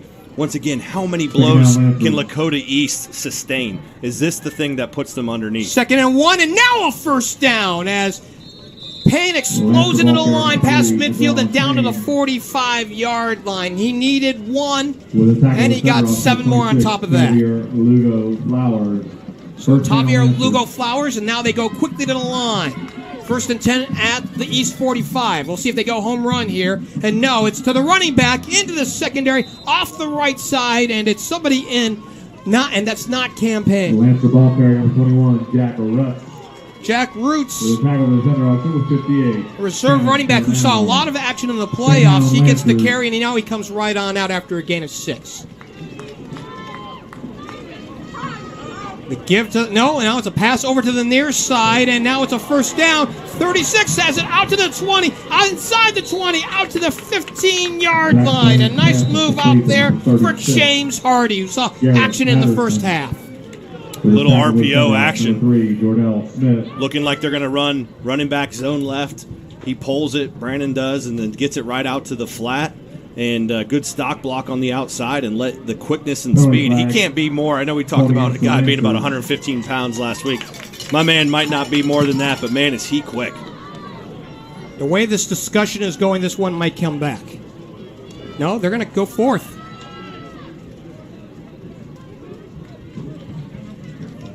Looking to see the call on this one. Jerry Einsfeld is the head official tonight. They're going to wave it off. Referees have waved the flag off. So let's see where they spot this officially. The ball had previously been at the 39-yard line. That's a 19-yard gain there for James The ball Hardy. at the Thunderhawks 20-yard line. It's 1st and 10 Lancers. So the Lancers are back in the red zone.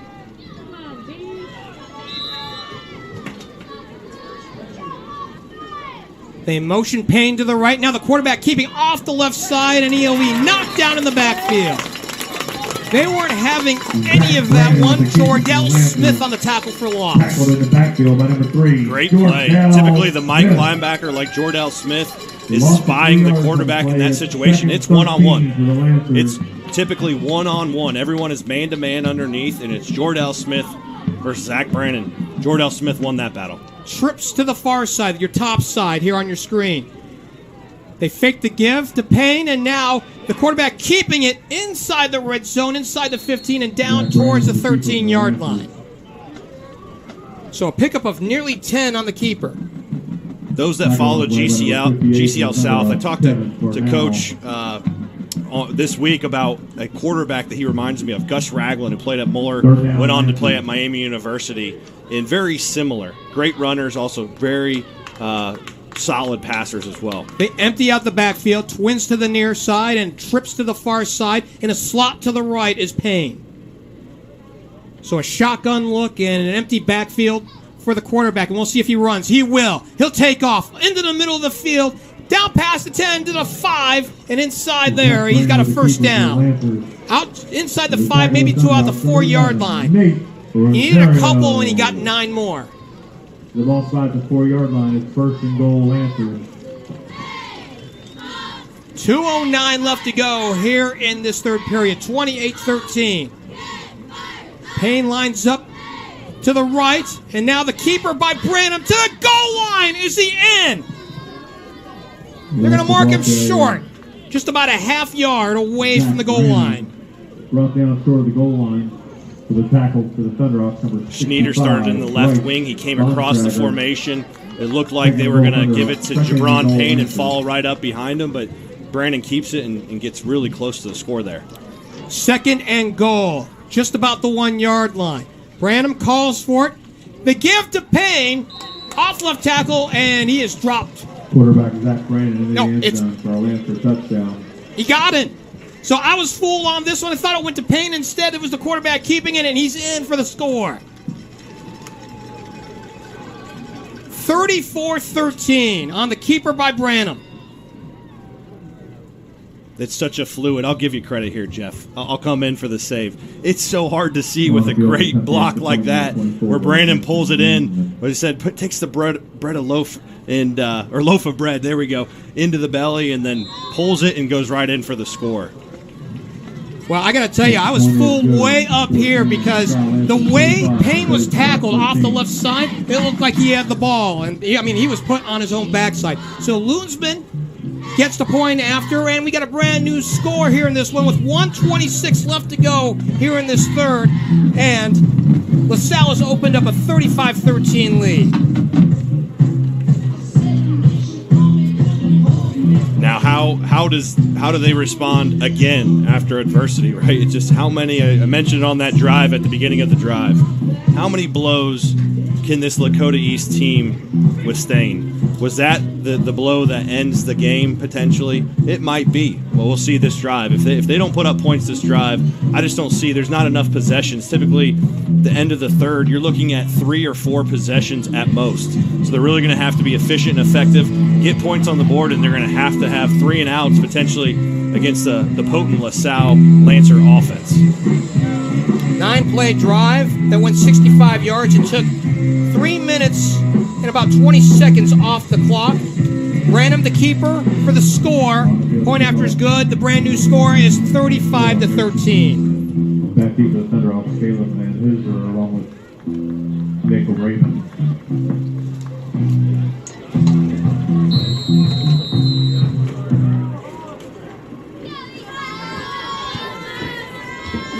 Here's the kick. Taken at the 8. 10. Out to the 20, and I don't know. I don't even know if you got back to the 20 even. Number 8, Nickel So Rabin got stopped out there, and Merritt, I think, was the first one to get him for LaSalle. The ball side road, 22-yard line. It's 1st and 10 Thunderhawks. something that you mentioned, Jeff, earlier in the game. Man-to-man, can TJ Kathman find Hartman? You know, that's a combo that's going to have to come in here. And sometimes we talk about Hartman down the field. You know what? He's a big kid. He can also catch possession. You know, you don't have to get it all back in one play. That's the main thing to really focus on. You know, the sense of urgency, but also having a sustainable drive is ever so important. At the end of the day, you got to score points. 1st and 10 at the 22-yard line with 1:19 left to go here in this third period.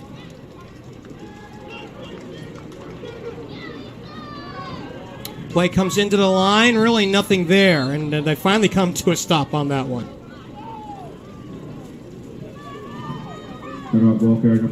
Something to take note as well, Coach Haynes calls in the sideline. He has players running the plays, and that is something when you're down from time efficiency to take the play call from the sideline to TJ Kathman to call it in the huddle. It does take time. So and that's where the advantage of, excuse me, Jeff, that's where the advantage of having maybe a signal type system. So 3 yards on the quarterback keep, and now the quarterback rolling to the right, flush from the pocket, looking downfield, throwing, and it's complete out at the 38-yard line. John Scott on the reception and move the chains. Another drag, another first down. Continue to do it. I would continue to take your athletic, large wide receivers and run them across the tight ends and run them across the field and have TJ Kathman on the outside just drop it down in. That's a 13-yard reception there for the wide receiver. 1st and 10 at the 38. Again, the tight formation, they motion Kenrich. And now the quarterback into the line, cuts up to the 45 and pushing it his way down to the 47-yard line. The tackle for the Lancers, number 16, Diago Brumfield. So Brumfield on the tackle, and with 5 points, we got a down East player, it looks like. Or is it? Official timeout. Oh, it is for LaSalle. 29. 29 is Aaron Bird, a reserve linebacker.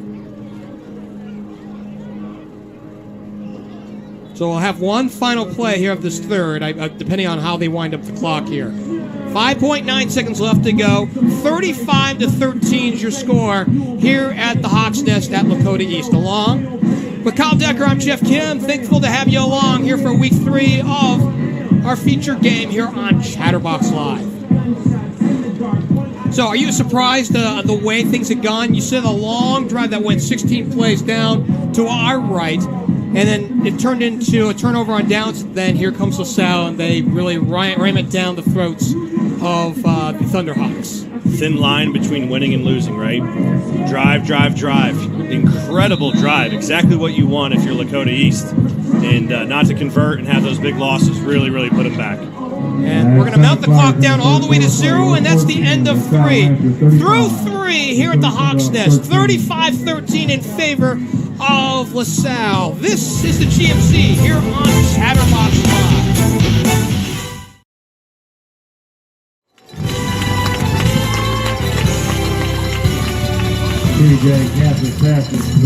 First play of the fourth quarter, and it goes to John Scott. They're going to move the chains first down. Along with Kyle Decker, I'm Geoff Kim. Thanks for joining us here on Chatterbox Live. Week 3 of the high school football season.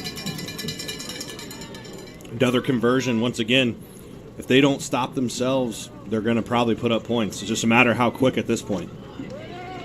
1st and 10 at the 43-yard line. Again, marching again into LaSalle territory. And I will say this, as we see the give on the delay, it goes to Smith, Jordell Smith. And will they move the chains again? Number 14, Cam Coates. So that's going to be a pickup of, we're going to call it 8 yards. Second and short. Every fourth quarter, I like to give you a question, Mr. Kim. Is he more effective on defense or offense, Jordell Smith? Well, it's hard to say, right? Because of what we didn't see last week, is he didn't pick up a carry a week ago. And now he's seeing some effective running, especially off that left tackle. Deep drop for the quarterback with time. Now flush from the pocket, rolls to the left. He's going to keep it. Out to the 30, cuts back inside to the 25-yard line, and he is put down there. He'll move the chains. Number 1, TJ Kathman. Lancers, number 14. So to answer your question, I don't know. Touchdown, Thunderhawks. Those that haven't listened to a broadcast, Mr. Kim here likes to put me on skates a lot. And so I try to, in the fourth quarter, I continue to take what I would call knowledge nuggets and keep retaining them, and then I got to throw a tough question at you, partner. Well, it's good. It's good. You're keeping me on my toes and honestly keeping me very young here in this September night. And it's a beauty here, by the way. I mean, game time temperature was right around 70 degrees tonight. It's a beauty. So put Kathman down under center, and now we got a timeout. Ooh, you hate to see that. A first down timeout when you're down 22 points in the fourth quarter with 10 to go. That is the worst. With your head coach, you're pulling out your hair. I know Coach Haynes doesn't have a lot of grays, but after the night, he might have a few. So 10-12 left to go in this contest, 35-13. You know, it's funny, after the first couple of touchdowns in the first quarter, you almost thought this was going to be a runaway for the Lancers. Got to give credit here to East for tightening things up and gaining a lot of yards in between the 20s. Now, where they've had a hard time, punching it in, you know, once they get in the red zone. I mean, think about it. Let's just keep it really, really simple how we evaluate this game. If they don't turn over the ball, if they convert, once again, on third downs or don't have big loss or big penalties, it could be a 7-point game right now, legitimately. So I think if you're another GMC team like a Lakota West or a top team, if they ever see Mason again, if they somehow see him in the playoffs or whatnot, they're putting the GMC on notice that they're not going to. They might be 0-2, 0-3, but they're not going to go away easy. Kathman rolling right. Now pitches it on out. Thornhill, they'll flush him out. He cannot find the corner. And he's dropped back at the 25-yard line. To the top of the Lancers, number 14. Option to the right. He had space out there. Great way to come up and make a tackle for the Lancer defense. Not an easy thing to do when there's a lot of space and a quick runner. Cam Cope on the stop, I believe, and it's second and we'll call it 8 out at the 21-yard line.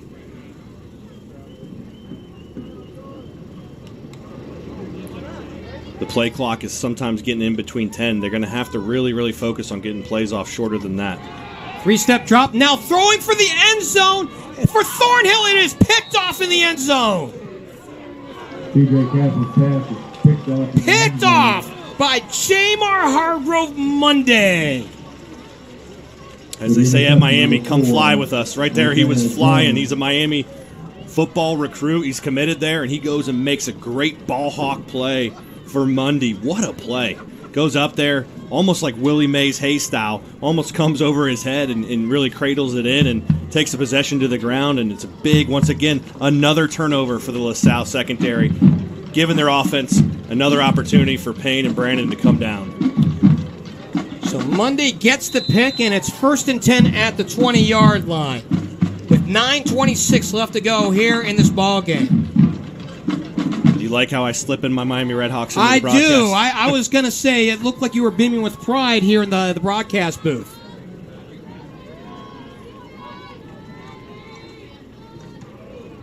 Play comes into the line, into the secondary is Payne. He's all by himself to the midfield stripe. 40, 30, 20, 10, 5, touchdown.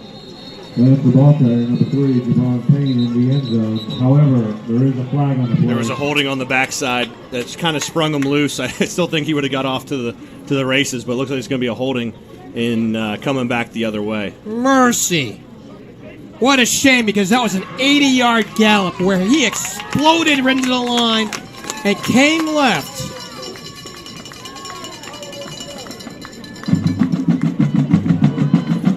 Those in the Lancer fan base that's listening to the broadcast, they might not be happy, but to my understanding, and I was watching kind of the whole play evolve, I saw a hold there, and I think it was a good call. Where there's some debatable calls earlier in the game, I think that was a good call. Now that would have been the exclamation point, the proverbial cherry on top of the Sunday. Instead, it's 1st and 4, given where the hold was, and they back it up. So a 6-yard gain technically on that 80-yard touchdown run. Oh, mercy. So the give to the running back off right tackle and past the 30 and out to about the 31-yard line. It was like 45 out there. Rightfully so. They gave Gi'Bran Payne a rest after that long run. If that's 45, that's Garrett Patterson.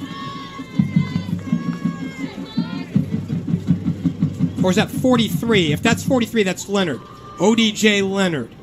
There's nothing as an offensive player, as a player in the game, like I was at one point a long time ago, seeing a touchdown come back. There's almost nothing worse as a player to watch that happen. Leonard's in the backfield. High snap. They'll give to Leonard. Off left tackle on the inside trap and out towards the 35-yard line. So minimal gain here on the running play. And we're just waiting to see Payne come back in. I mean, you go 80 yards, of course you're going to need a little, I don't want to say you're going to need oxygen. You're just going to need a blow on the bench here for a few plays. Yeah, it looks like they might maybe bring him on third down if they need him, but they're going to continue to give him a spell with the other backs and give them an opportunity to make an impact on the game. 2nd and 8 out at the 34-yard line. Branham will give. And a running play off left tackle and out towards the 40-yard line. Nice second effort out there. 26, Josh Shaw. So Josh Shaw picks up good yardage there to bring up 3rd and short. With a stop for the Thunderhawks. I think right here, if you're the Lakota East defense, you got to send the house. I think you got to play to stop them, and they make a big play, they make a big play. Motion on the line, but it's a dummy count, and I don't know if they'll call the flag on that. They'll keep going on the play clock. 19 on the play clock. They'll look left again out to their own sideline. Shaw's in the backfield with Branham. It's a pistol look here for LaSalle. And the give to Shaw, off left tackle, stacked up at the line. I don't know what you do here on 4th and short. Number 26, Josh Shaw. Oh, they moved the chains, so he did get enough. 66, Hibbert. And something about, let's just explain, a lot of the viewers might be wondering, why do you have check with me? Why do you see the left and right tackle looking at the sideline? You know, really the premise of a check with me offense at a certain point in time is to do a dummy count, which means they're doing a fake snap, really seeing what the defense is going to show, and then they adjust. So those that are watching, you know, that's why they're doing that, is to really position themselves to have a play like that and convert based off of what they see pre-snap. Twins to the near side, the side to your bottom, and the running play out to the right. And nowhere to go, and a great job. And the ball comes out at the end. And the whistle will play dead. Lance, the ball carrier, number 43, Devay Hill. Can I get a mercy? With a stop for the Thunderhawks. Have mercy. 7 for now. That one was close. So no gain on the play. I got to say that LaSalle's looked a little out of rhythm after that holding call. Second down, Lancers. Looks like Jack Roots into the backfield with Branham. They're in the pistol with Twins to the near side. Roots off right tackle, has good yardage out to the 48-yard line. That's the ball carrier, number 21, Jack Roots, Jack Rutt. 6 foot tall, 200 pounds, a senior. Now, the funny thing about what we saw about Roots a year ago is he. Oh, just want to jump in, Jeff. It looks like they have a new. It looks like they might have took Brandon out of the game. Number 15. Let's see here. Noah Hydorn. Looks like he might be coming in. So he'll wait for the ball.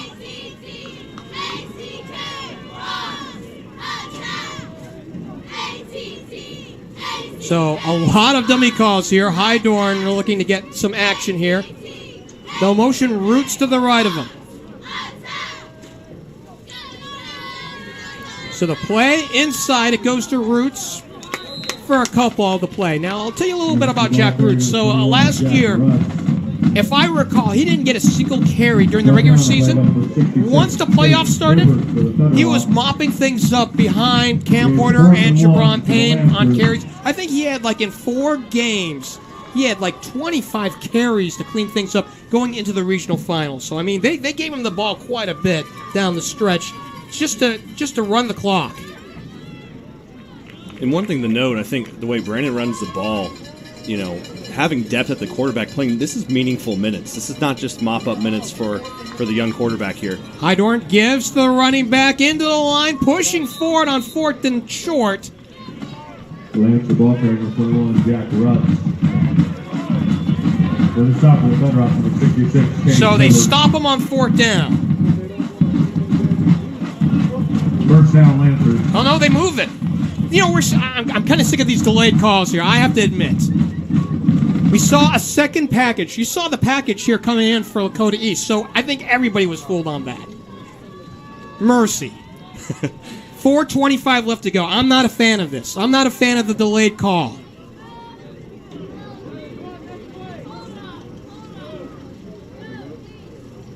So milking the clock down.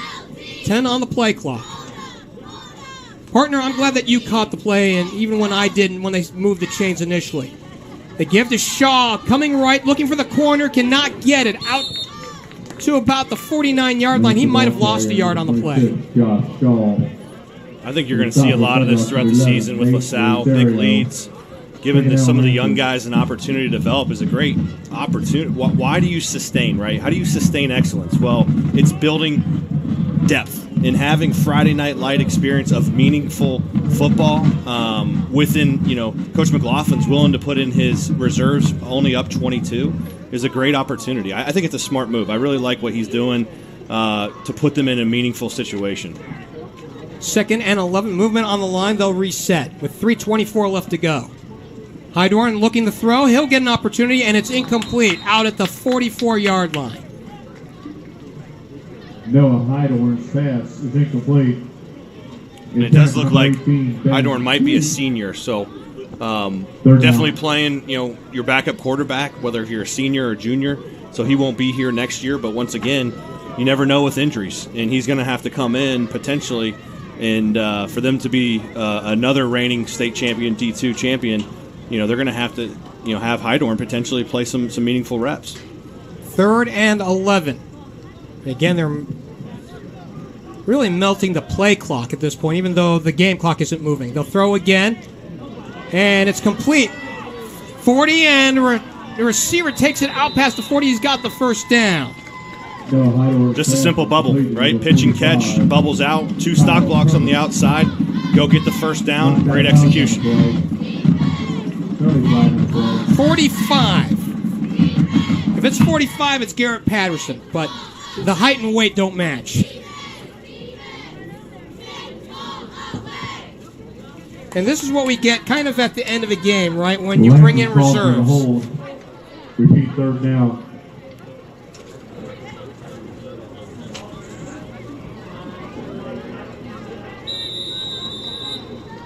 They'll wind up the clock with 3:08 left to go. Twins to the near side.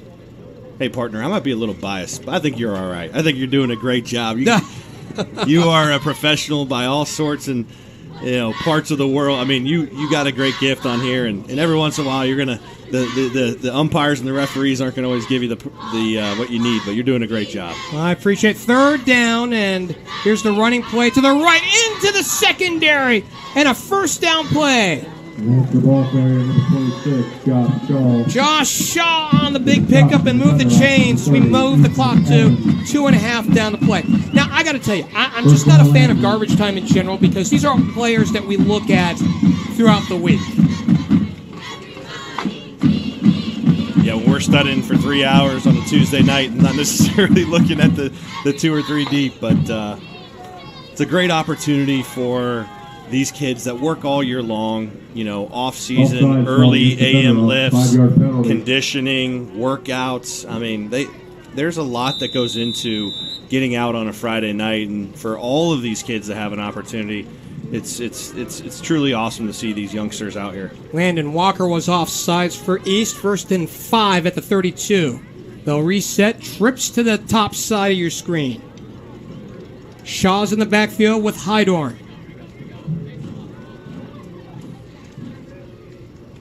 The give is Shaw off left tackle, bounces the ball outside. We got a flag on the play. And I got to tell you, the back judge there threw that one in like it was a shot put contest. It looked like he had the best arm of the night back there. No kidding. The Reds are looking for some bullpen guys. Maybe they'll bring the backup or referee.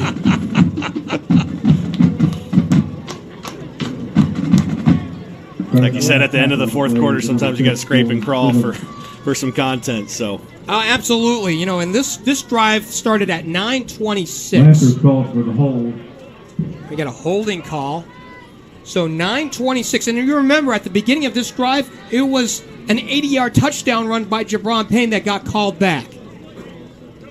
And instead of like the exclamation point to our night, we've had this. Yeah, interesting game. Lots of fireworks early on. Second half, it kind of settled down, right? It was 28-13 at half, and only 7 points in the second half total. Not exactly what I was expecting. Twins to each side. Hydorn in relief of Zach Branham.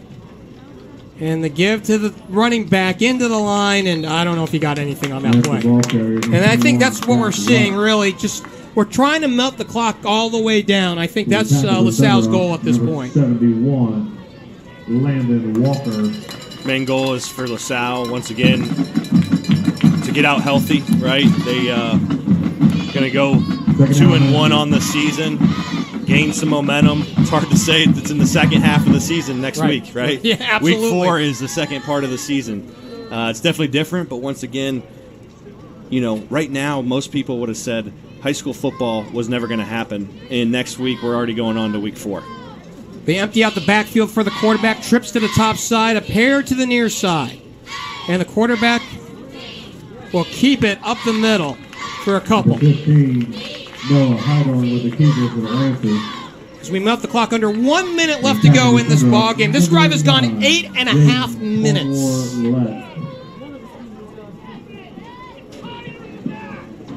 There's a lot of drives this week, in the first couple weeks and really this game, sustaining drives, which is really difficult, right? These guys were sitting on the sideline and they come in and have to continue on after, being somewhat stagnant on the sideline. It's impressive. 30 seconds left to go. This may be the final play of the game. On 3rd and 11. Quarterback will take a knee with 20 seconds left to go. Not exactly your typical victory formation. And they'll just run up the clock and call it a night. That drive took up 9.5 minutes. And it really didn't go much more than 40 yards after the 80-yard breakout run by Payne that got called back. I don't know if that's a weird ending to you, partner, but that is a weird ending. 2020, right? Yes.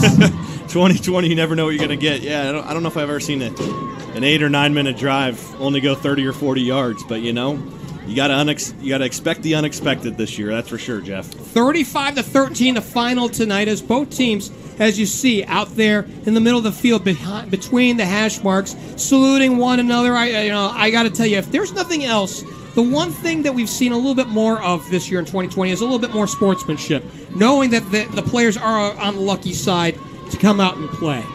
Gotta love it. Gotta love it. These guys, bumping heads and banging helmets and really trying to win on a Friday night, but at the end of the night, they have respect for each other. And like I said, they're just happy to be out here to play football on a Friday night in Southwest Ohio, the GCL South versus the GMC.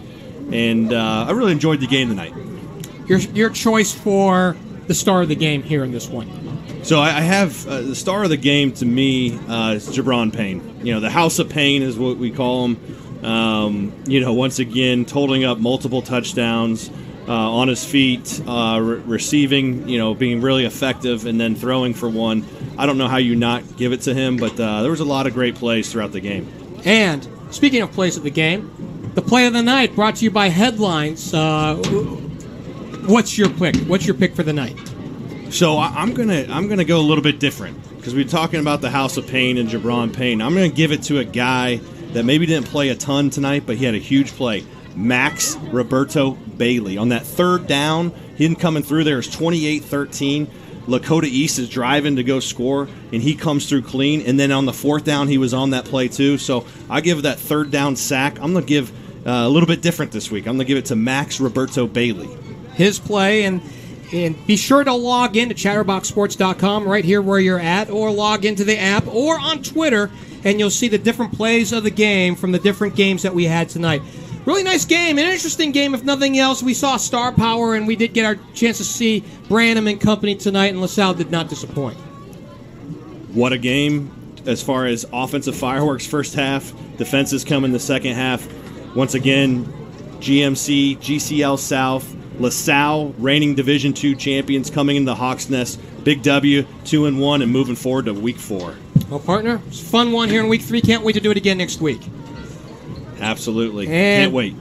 With that, be sure to log in again to chatterboxsports.com, the Chatterbox Sports app, or on Twitter for the headlines play of the game. And stay tuned for the box score across our entire platform at 10:40 tonight. Reed, Sean, and Trace will take you home. Again, the final tonight, LaSalle winner, 35-13. They improved to 2-1. Lakota East falls to 0-3 on the season. For Kyle Decker and our producer, Sean